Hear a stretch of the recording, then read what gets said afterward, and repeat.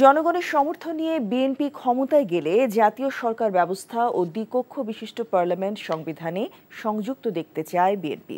এমন বার্তা দিয়েছেন দলটির ভারপ্রাপ্ত চেয়ারম্যান তারেক রহমান। বলেন, জনগণের সমর্থন নিয়ে আগামীতে দেশ পরিচালনা করতে চায় তার দল। এ সময় দলের বিরুদ্ধে ষড়যন্ত্র চলছে উল্লেখ করে নেতাকর্মীদেরকে সজাগ থাকার নির্দেশ দেন তিনি। মিসবাহ হাসানের রিপোর্ট।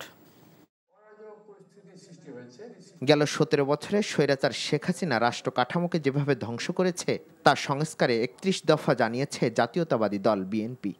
ঢাকা বিভাগের তৃণমূল নেতাকর্মীদের সঙ্গে অনলাইনে যুক্ত হয়ে দলটির ভারপ্রাপ্ত চেয়ারম্যান বলেন, জনগণের সমর্থন নিয়ে জাতীয় সরকার ব্যবস্থায় দেশ পরিচালনা করতে চায় তার দল।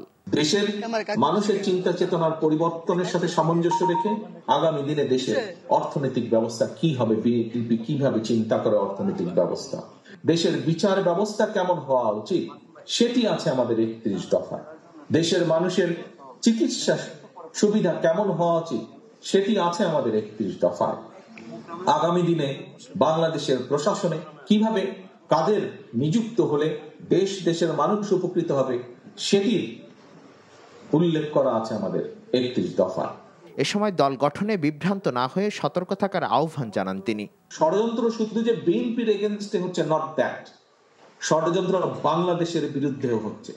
সবকিছুর মধ্যে প্রতিফলিত হতে হবে যে আপনি একজন দেশ রক্ষক বা দেশ রক্ষার সৈনিক।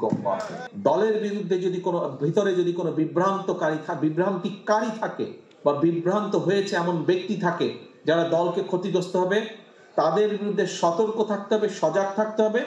এদিকে নতুন প্রেক্ষাপটে বাংলাদেশ কোন দিকে যাচ্ছে এসব নানা বিষয় নিয়ে বিএনপি চেয়ারপারসন বেগম খালেদা জিয়ার সাথে সৌজন্য সাক্ষাৎ করেছেন ঢাকায় নিযুক্ত ব্রিটিশ কমিশনার সারাহ কুক। সাক্ষাৎ শেষে আমির খসরু মোহাম্মদ চৌধুরী জানান, বাংলাদেশের সাথে যুক্তরাজ্যের সম্পর্ক জোরদার আরও তৎপর হওয়ার অনুরোধ জানিয়েছেন বেগম খালেদা জিয়া।